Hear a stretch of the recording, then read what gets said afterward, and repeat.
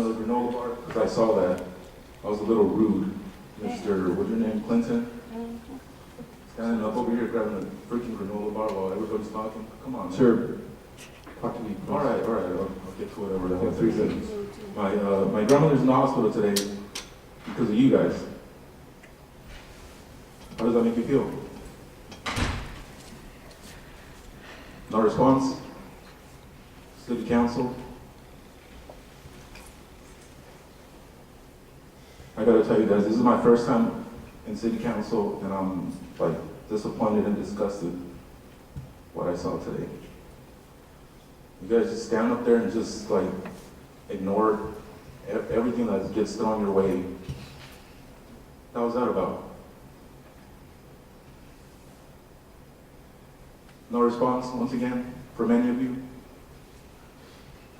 Sir, this is your time to address us, so you have the floor. Like I said, my grandmother's in the hospital. I don't know, I mean, she was a patient at Medmar. And you took that away from her. You understand why I'm so mad? What if one of your loved ones was in pain? Take a sip of your fucking soda. Yeah, nice.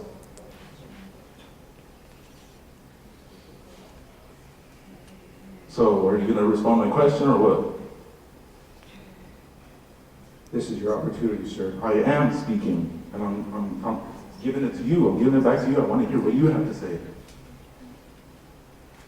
Since all the points up here have already been made, I want to hear what you guys have to say. Shit, right? You ain't got shit to say. Why? Because you know you're wrong. Is this why you guys got into City Council? I thought you guys were here to serve the public, not serve yourselves. My name is Donaciano Soria, and this won't be the last time you guys will hear from me again. Anyone else in the public like to come forward and discuss? I would like the city council to please help me, maybe stand behind me, working with the police department, maybe to retrain them on how to handle calls for sexual assault, things like that. I have a lot of ideas, and I'd like to meet with some of you to go over the ideas they don't have. I can't give them to you, but I just wanted to come today to let you know that I was really disappointed in the fact that I didn't get a follow-up at all. I met with Senator Berryhill's people, and they were really nice, and they were really supportive and giving me a lot of information on how to move forward on what the specific topic is that I'm trying to bring up. I want this to be a community discussion. I feel like it's not being handled. There are police officers in Tower all weekend, just standing around, and they hear us being harassed, and they don't say anything. And when I walked up to a police officer myself and said, "You can hear them verbally sexually assaulting us. Why don't you say anything?" And my answer that I've been given is, "Well, if we went after every man who harassed a woman like that, we wouldn't get our real jobs done." And it's really offensive and it's really terrible. And I feel like I wasn't heard when I was here a few weeks ago, and it ended up causing a lot of personal issues for me because I was really seeking help. I was reaching out, trying to get resources for myself, and like I said, I never ever got a follow-up. I never got a phone call. I never got an email or anything like that. So I was just here today to tell you that I'm very disappointed in the fact that the council kind of let me down, more or less. Thank you very much. Next we have Sarah. I'm sorry, Councilmember Soria. Tamara, I just wanted to respond to some of the comments. I know that you did get an opportunity to meet with Terry. I will make sure that, I know she did give you some resources the day that you guys pointed you to some resources. I am happy to talk to you further to see what other ideas that you may have. I think the council meeting will be wrapping up, so I will step aside and come and talk to you shortly. Thank you. Next, we have several cards on medical marijuana. We'll start with Donaciano Soria.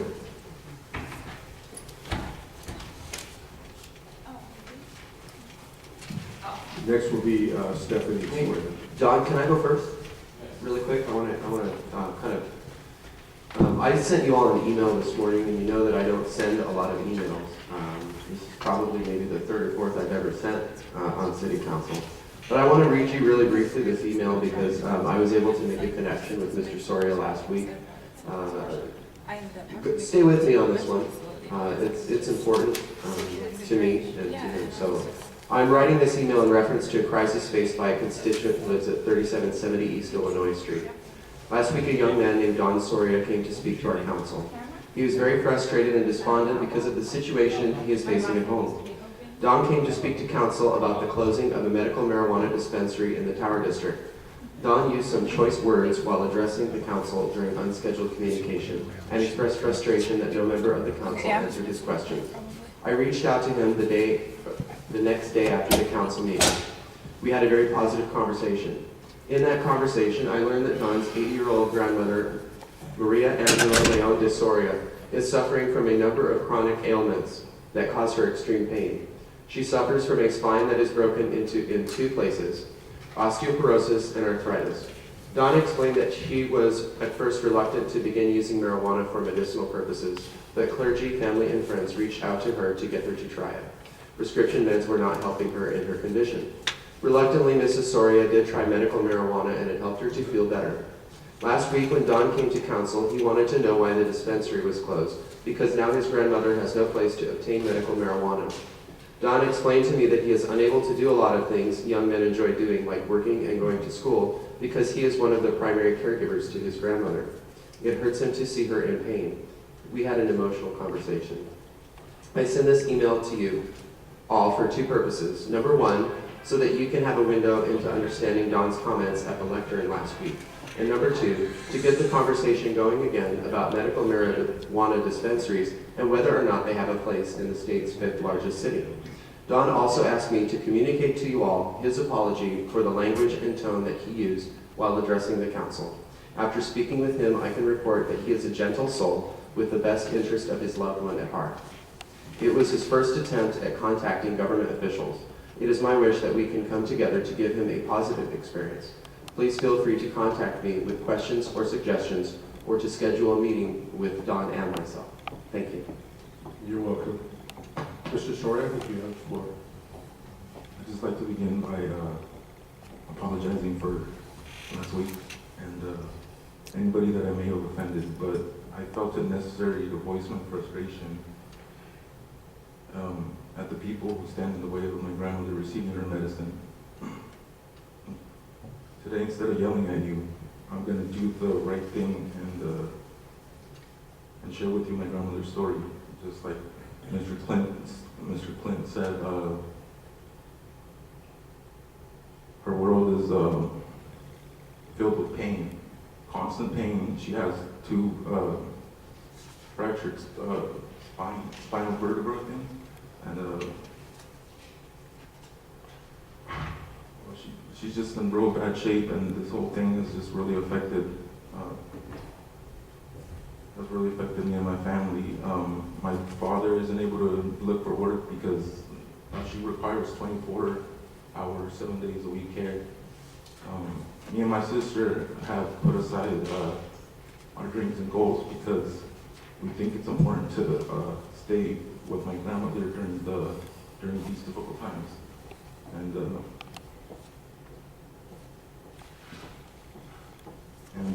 I just wanted to bring awareness to you guys and to the fact that I know that medical marijuana is a controversial issue for some of you, but for me, it's personal. It's personal, and it affects me and my family. And I know there's other people out there that can't be here right now, that are patients there that are in the same situation. And I just want to urge you guys to reconsider your stance on this issue, and to approach it with an open mind and put aside any prejudices that you guys may have. Thank you. Thank you, Mr. Soria.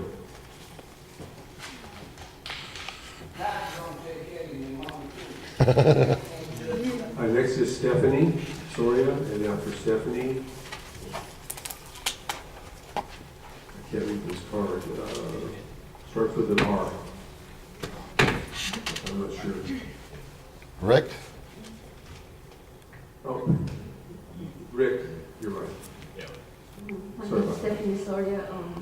As my brother and Mr. Clint shared with you my grandma's story. Every day is pretty much an uphill battle for my grandma. Every day she lives in unbearable pain. And some days she just pleads and prays to God to take her away because the pain is so unbearable. And the worst part is not being able to provide her the medicine that she needs to be able to take away that pain. I know that this ban may not affect you guys personally, but it affects my whole family. Like my brother said, we're 20 and we can't do anything. Going out isn't an option. There's no excuses. There's no. Every day we have to get up and just struggle just to get by, and having to watch my grandma in this much pain just.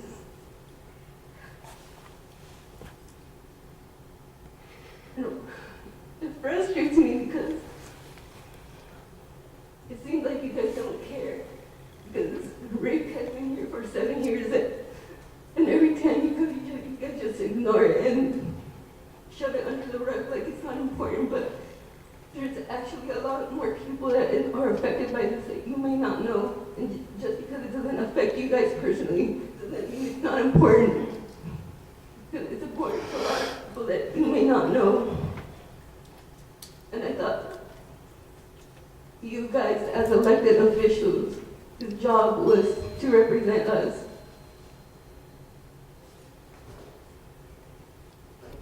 I want you guys to explain to me why my grandma had to feel like a criminal when you guys threatened to go into Myanmar and arrest every patient and every staff member while they were just trying to get my grandma the relief that she needs. Why was there direct orders from Fresno PD officers not to respond and not to protect my grandma and the patients and staff at Myanmar? Why?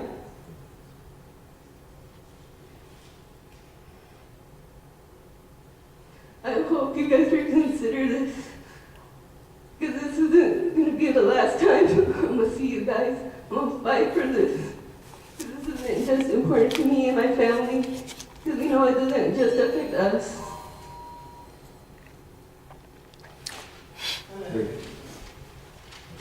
Thank you, Stephanie. Rick, Boris.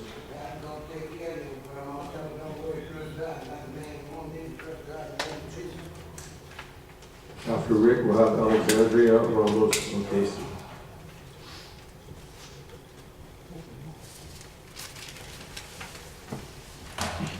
This thing on? My name is Rick Morris, operating member of Clinic at 334 East Avenue in Fresno. And the first thing I'd like to tell you is, Cliff, the time for talking about this is done. I'm going to let you guys know a few phrases today, and we'll put it on the record. The first one is respondeat superior, which means that you're responsible for what happens, what happens in the city of Fresno. It means that the employees of the city of Fresno are your responsibility. You are responsible for the police department. Some of the responses we've gotten is, I didn't know. It's not my district. I'm not responsible for the police. A couple of them I made up myself. I was out of town. I was sick. My car broke down. We got a copy from Madam Mayor to her, Madam CEO.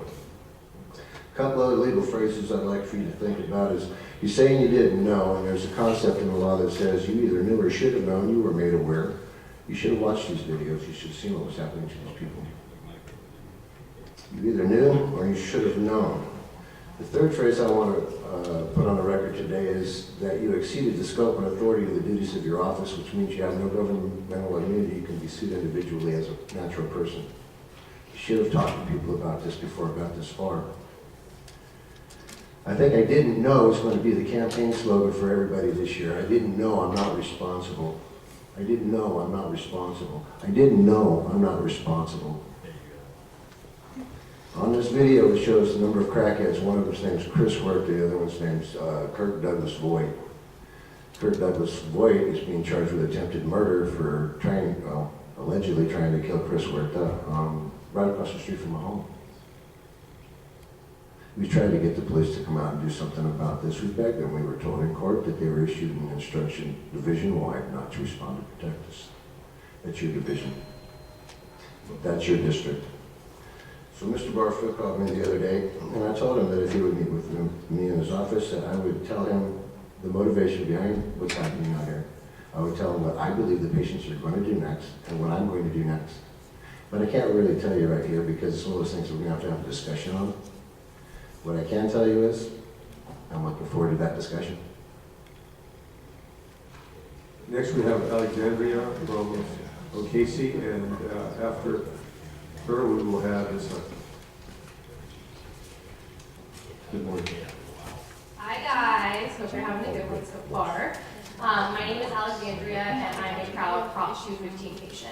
The primary reason that I'm here is because I think that you guys need some additional perspective as to how patients are really affected by the ordinances that you guys are choosing to enforce right now, not only when it comes to MedMar, when it comes to delivery services, but really just when it comes to the medical marijuana community here in Fresno County. I have severe and traumatic osteoarthritis in my knees because I was a soccer player, had an ACL reconstruction, and have consistently had bad knees for that. When I was 16 and first tore my ACL, I was put on narcotics and I could not take them. I was over the toilet bowl within 5 minutes every single time because my stomach is too sensitive and I cannot take narcotics. For that time, I had to struggle. I had to suffer. I had to take heavy narcotics on a 16-year-old girl's stomach, and my grades suffered. I went through quite a bit, and it wasn't helpful by any means. And more importantly, considering the fact that all the medical marijuana research was available, saying how much more effective it was, and I still wasn't able to have access to it because of that, was additionally troubling. And again, this is a reminder that there aren't just psychoactive drugs. There are non-psychoactive drugs, and these are the ones that they're talking about primarily: CBD oils that cancer patients use, and people with severe arthritis use, people with muscle spasms, veterans with PTSD. These are the things that we're talking about, and these are the things that people in Fresno County do not have access to because of the ordinances. I recently had to have a microfracture drilling surgery done. They drilled 3 holes into my knee so I could regrow bone marrow. Regrowing bone marrow is extremely painful. I hope that none of you have to go through that experience. But for me, I could not receive my drugs. I could not receive my care here in Fresno County. Every single delivery place did not have what I needed. Either they were out of stock or did not carry it, or they were afraid to enhance their stock because of the fear of the police department coming down on them. I had to drive 40 minutes, and reminder, when you have a knee problem, you cannot drive. So I had to have other people drive me 40 minutes to Goshen so I could actually get prescriptions. That being said, that's very difficult. And most people don't have access to that. For example, they had to take care of their family members. A 40-minute drive is costly. A 40-minute drive is not something that you can do when you have to have 24/7 care for somebody. What I'm reminding you guys is that patients are at risk here, and more importantly, people are going through unsafe means to get things.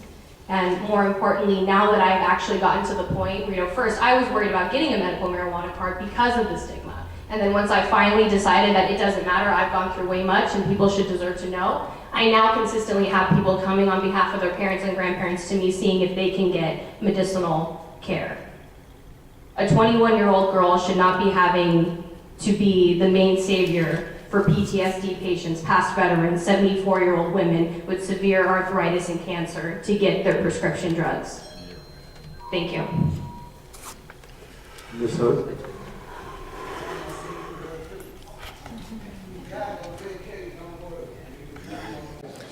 What we're trying to tell you, let me get in this.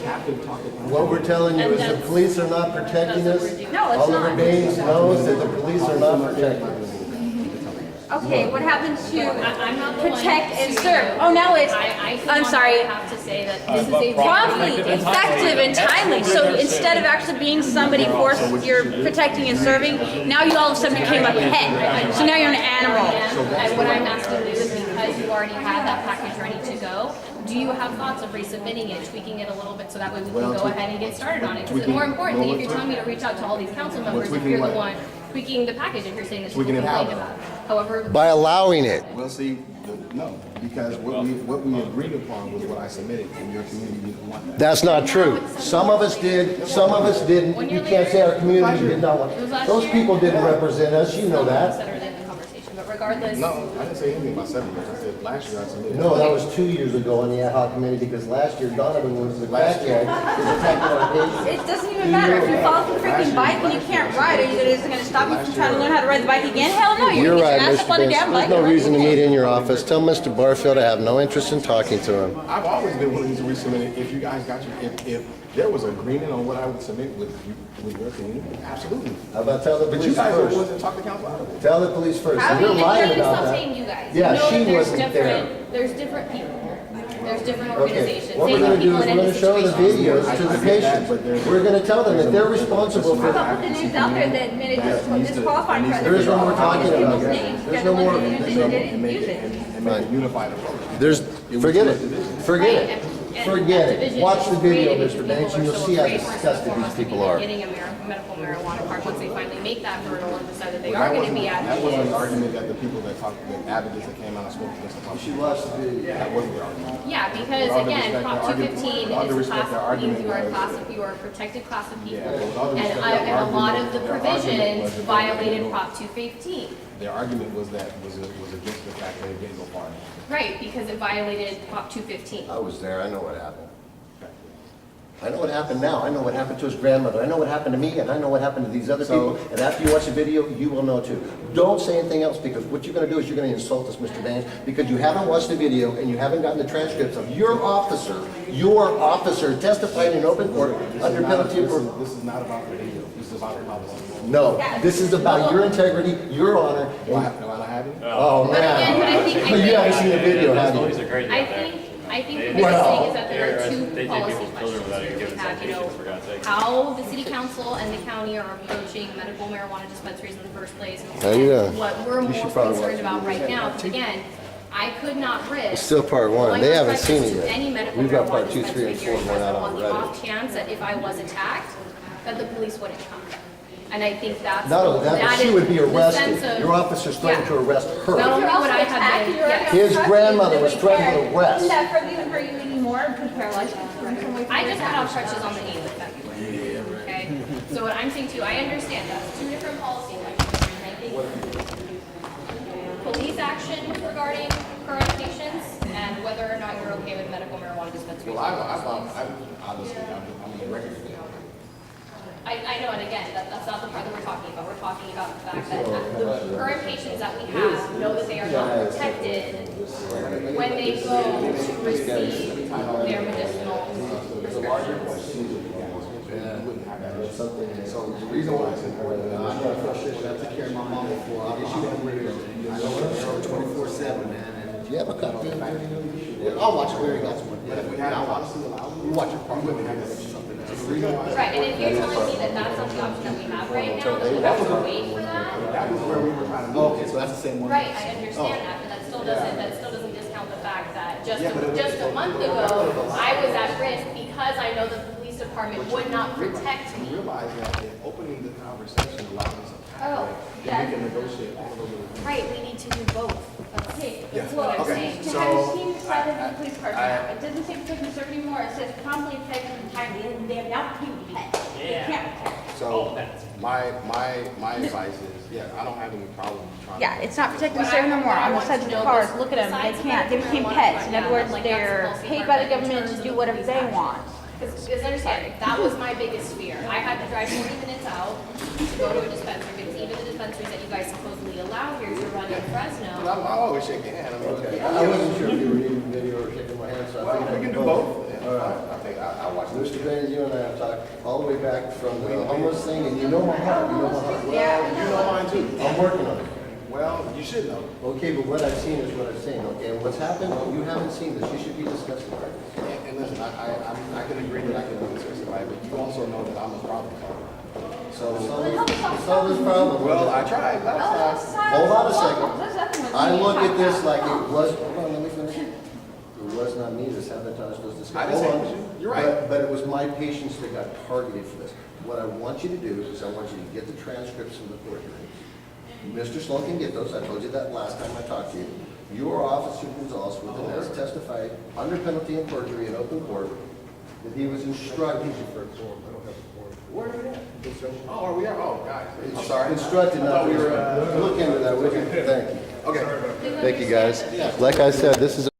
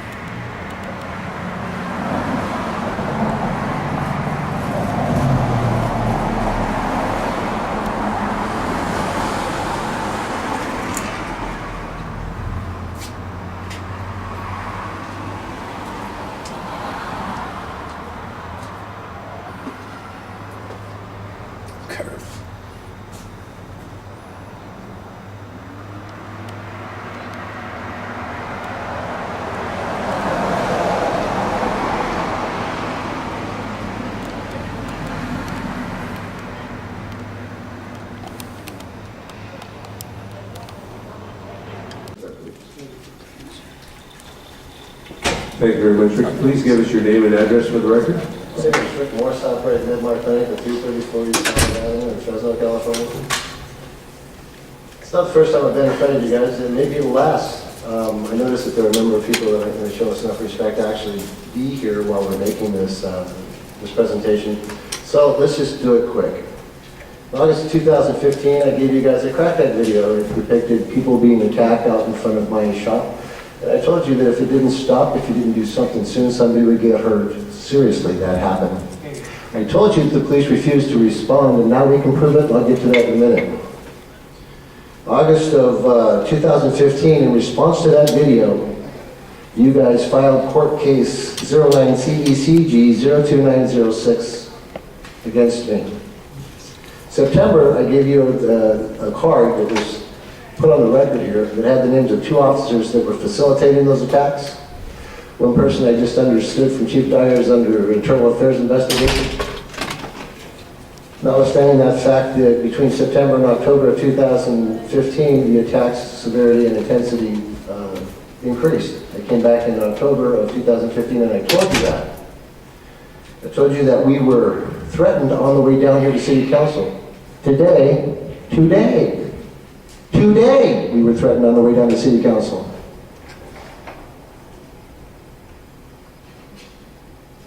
October 2015, I tell you that the attacks had increased. The city responds by serving the papers on them. January 29, 2016 was the culmination of the trial. Officer Ricardo Gonzalez, spelled with an S, and that's another conversation I had with Chief Dyer, testified that he was instructed at a division-wide meeting at the police department not to respond to protect the patients. He was ordered that. And he testified to that under penalty of perjury in a court of law. It's a matter of public record. You should get the transcript. I know Mr. Sloan has access to them. Do you understand what it means? It means you instructed him. Mr. Brand, it means you instructed him. Mr. Quintero, that means you instructed that officer. Mr. Morris, direct your comments to me, please, as the president. I am, the city council, right? Appreciate that, thank you. That's what I'm doing, that's what it means. It means that you gave that instruction, Mr. Capriolio, because whether or not you knew it was given or not, you are ultimately responsible for that instruction being given. Every member of the city council, how much time do I got? 23 seconds. That means Oliver Bain, Steve Brandon, Esmeralda Soria are all responsible for that instruction to that officer. He considered it an order not to respond to protect us. Thank you. Lynn McMurray.